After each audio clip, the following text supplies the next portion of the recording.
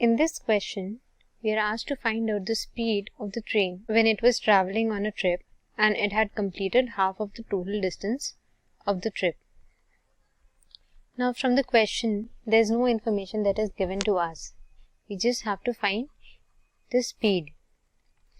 So let's move on to step 2 and analyze the statements and see what we can infer from the statement 1 first.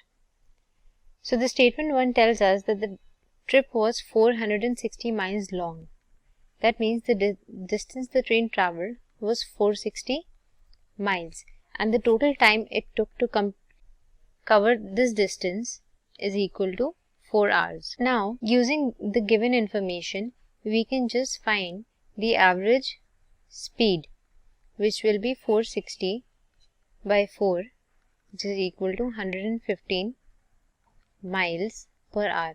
But this is the average and we have to find out the speed when it had completed half of the total distance of the trip. Now it is possible that it covered the first half of the trip at a speed which was less than the speed it covered the second half of the trip. It can be greater as well. So the statement 1 gives us very inconclusive answers and hence the statement 1 is not sufficient, and from the given options we can eliminate options A and D. Now moving on, statement 2, it tells us that the train traveled at an average rate of 115 miles per hour on the trip. So here also we are given the information about the average speed, which is 115 miles per hour. Now this is no new information. This is the same information that we derived in from the statement 1. So we can conclude that statement 2 is also not sufficient. And we move on to the last step, which is step 3, and analyze both the statements together. Now the statement 1 gives us the value of average speed to be equal to 115 miles per hour.